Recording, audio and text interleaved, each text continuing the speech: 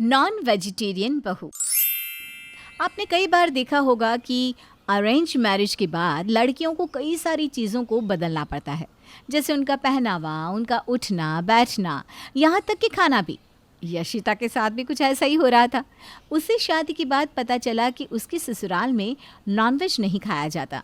यहाँ सब शुद्ध शाकाहारी थे और यशिता को आदत थी कम से कम हफ्ते में 2 बार नॉनवेज खाना खाने की।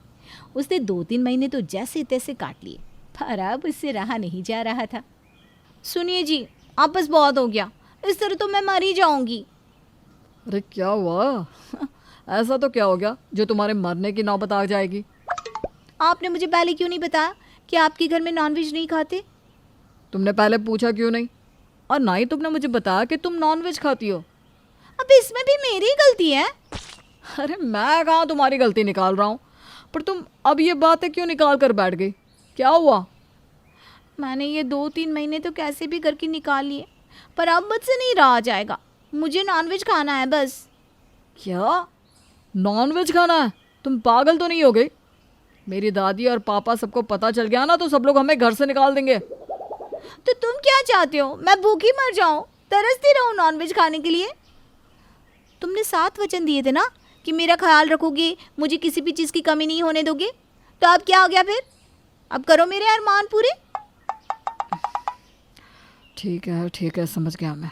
देखो, अब ज़्यादा ड्रामा करने की ज़रूरत नहीं है, पर सुनो, हमें सबसे बचकर ये सब करना होगा, ठीक है? अगर पकड़े गए तो काम तमाम हो जाएगा।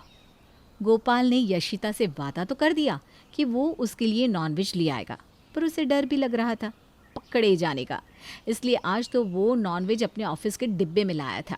गोपाल ऑफिस से आता है, वो अपने साथ टिफ़िन लाया था। यशिता और उसकी माँ आंगन में बैठकर सब्जी काट रहे थे। अरे गोपाल, ये टिफिन कहाँ ऊपर ले जा रहा है? ला इधर ला, मैं धोकर रख देती हूँ। अब वो माँ तुम रहने दो ना, यशिता कर लेगी। अरे यशिता सब्जी काट रही है, ला मुझे दे दे, मैं रख देती हूँ। नहीं माँ, वो अभी टिफ़िन नहीं दे सकता, मुझे कुछ काम है टिफ़िन से। टिफिन से कौन सा काम है तुझे? इसे क्या अपनी ऑफिस की फाइल बनवाने वाला है?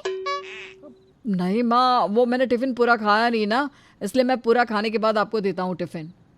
अरे अब ताज़ा खाना बना है वो खा, ये मत खा।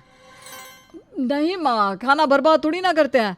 मैं ये खाना पूरा खा के आपको टिफ़िन दे दूँगा। तो पागल हो गया है क्या? अब मैं चलता हूँ ऊपर अपने कमरे में। और गोपाल दौड़कर जैसे तैसे बहाना बनाकर अपने कमरे में चला जाता है। थोड़ी देर में यशिता भी उसके पीछे पीछे आ जाती है। क्या बहाना बनाया तुमने? मुझे तो बहुत हंसी आ रही थी सच में। आज तो बची गया सच में। ये लो, खा लो। आप जल्दी से खा लो और टिफ़िन को अच्छे से साफ़ कर देना, समझी? ठीक है, लाओ। अरे वाह, इतने दिनों बाद क्या स्वाद है, मज़ा आ गया सच में। अब मैं सीधा अगले हफ्ते ले आऊँगा तुम्हारा ये नॉनवेज, ठीक है ना? ठीक है, पर अगले हफ्ते बिरयानी ले आना, चिकन बिरयानी। गोपाल अगले सोमवार को रास्ते से आते आते बिरयानी ले लेता है, पर अब ये सोच रहा था कि इसे घर कैसे ले जाऊं, क्योंकि बिरयानी की सुगंध इतनी थी कि किसी को भी पता चल जाता। गोपाल छुपते छुपते घर में घुसता है तो सामने ही बैठी होती है उसकी माँ। उसने बहुत कोशिश की कि वहाँ से छुपाते हुए अपने कमरे में चला जाए, पर बिरयानी की सुगंध उसके माँ की नाक तक पहुँच ही गई। अरे ये बिरयानी की खुशबू कहाँ से आ रही है? गोपाल, तू बिरयानी लाया है क्या? अरे माँ, मैं कहाँ से बिरयानी ले आऊँगा? क्या तुम भी कैसी बातें कर रही हो? फिर ये खुशबू कहाँ से आ रही है? तेरे आने से पहले तो नहीं थी ये। अरे तुम्हारी नाक खराब हो गई है माँ, मुझे तो कोई खुशबू नहीं आ रही। यशिता बहू, ज़रा यहाँ आना तो। तू बता, तुझे बिरयानी की खुशबू नहीं आ रही क्या? बता तो ज़रा इसे। नहीं तो माँ जी, मुझे तो कोई खुशबू नहीं आ रही। आपको ना शायद वहम हुआ होगा। देखा माँ, मैंने कहा था ना कोई खुशबू नहीं। तुम भी ना खामखा। चलो मैं अपने रूम में जा रहा हूँ। पता नहीं मेरी नाक को क्या हो गया है। गोपाल अपनी माँ से बचते बचाते चिकन बिरयानी ऊपर कमरे में ले आता है और यशिता को देता है। इस तरह हर बार उसे कोई ना कोई बहाना बनाना पड़ता और छुपते छुपाते नॉनवेज ले आना पड़ता। पतिदेव, आज शाम हमारा अंडा कढ़ी खाने का मन है। एक दिन देखना, हम दोनों की बैंड बज जाएगी तुम्हारी इन ख्वाहिशों की वजह से। अब आपकी धर्म पत्नी है हम, इतना तो आप हमारे लिए कर ही सकते हैं ना। धर्म पत्नी की वजह से धर्म भ्रष्ट कर रहे हैं अपना। ठीक है, ले आऊँगा आज शाम को, पर देखना बस घर में कोई देख ना ले। शाम को गोपाल अंडा कड़ी लेते हुए घर आता है, लेकिन आज उसके पिताजी घर जल्दी आ गए थे और उन्होंने गोपाल को कमरे में जाते हुए रोक लिया। अरे गोपाल, इतनी जल्दी में कहाँ जा रहे हो? वो पिताजी बस यूं ही।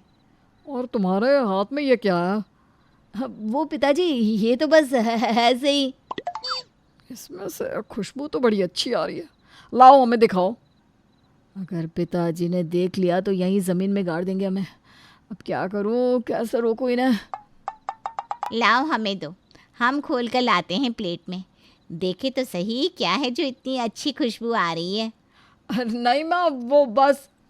शीला गोपाल के हाथ से थैली लेकर किचन में जाती है। आज तो गए काम से सच में। हे भगवान, कहाँ फंस गए? आज तो सारा भांडा फूट ही गया। अब माँ जी आकर चिल्लाएंगी। गोपाल और यशिता यही सोच रहे थे कि अभी किचन से चिल्लाने की आवाज़ आएगी, पर ऐसा कुछ भी नहीं हुआ। शीला खुशी खुशी किचन से पेड़े लेकर बाहर आई। ये लीजिए पेड़े, गोपाल पेड़े लेकर आया है। पेड़े? मैं तो अंडा कड़ी लेकर आया था, पर ये कैसे हो गया? गोपाल और यशिता सोचती रहे कि ये सब कैसे हो गया। इसी का पता लगाने वो किचन में पहुंच गए। मैं तो अंडा कढ़ी लाया था, देखो तो वो थैली कहाँ है ज़रा। हाँ देख रही हूँ, यहाँ है वो थैली। मैंने अंडा कढ़ी देखकर फ्रिज से पेड़े निकालकर तुम्हारे पिताजी को दे दिए थे। माँ जी, इनकी कोई गलती नहीं है। मैंने इनसे नॉनवेज लाने को कहा था, मुझे माफ़ कर दीजिए प्लीज़। मैं तुम दोनों को एक ही शर्त पर माफ़ करूँगी। हाँ माँ, तुम जो बोलोगी हम करेंगे। अगली बार से मेरे लिए भी नॉनवेज ले आना, बहू और मैं साथ में मिलकर खाया करेंगे। क्या माँ, आप भी? तुम्हारे पापा और दादी की वजह से मुझे भी नॉनवेज बंद करना पड़ा, पर अगली बार से मेरे लिए भी लेते हुए आना। माँ जी, आपने तो हमें डरा ही दिया था। दीजिए ताली, आज से हम दोनों साथ में खाएंगे। ये बताइए आपको क्या क्या पसंद है? मुझे ना चिकन बिरयानी और हे भगवान, कहाँ फंस गया मैं।